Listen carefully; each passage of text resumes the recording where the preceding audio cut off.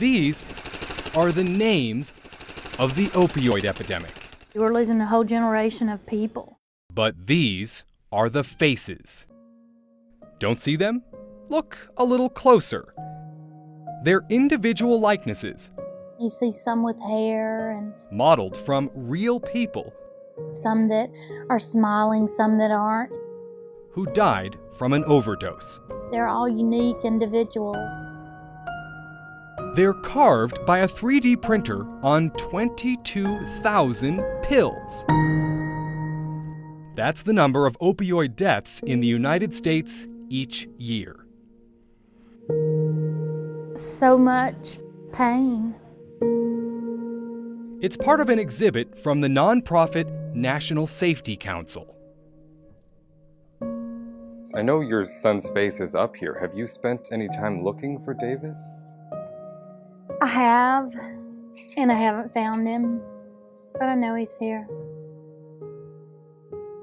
I would like everyone to take one last walk with me down memory lane and remember how great our time was. More than a name, He was junior class president, senior class president. more than a face. Missy Owen says her son Davis was a gifted kid, but he just had trouble. He was one of those that his brain just kept going and going and going. Trouble sleeping when he was stressed. So one night he got up and went to the medicine cabinet looking for something to help him sleep. What he found? An old leftover Vicodin prescription. What that turned into? A heroin addiction, which led to an overdose 2 years later. He was only 20 years old. He'd never not come home. So I knew when he didn't come home that night, I knew he was gone. I knew I'd never see him again. Missy and her family started the Davis Direction Foundation, and she's now helping former addicts who've become sober stay that way.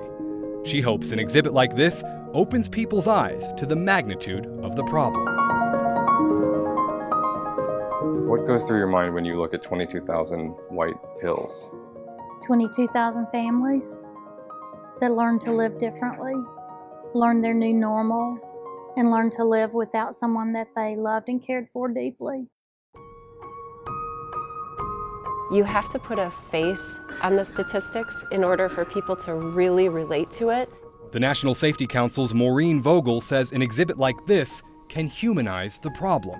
This is a memorial. It's a place to come and reflect and to remember the people who have passed away. But it's also a place to educate. Missy Owen hopes we've seen the worst of the epidemic and that soon this machine will have no more faces to print. Do you think this is a turning point? It's gotta be. It has to be a turning point. Reporting for The Now in Atlanta, I'm Chris Welch.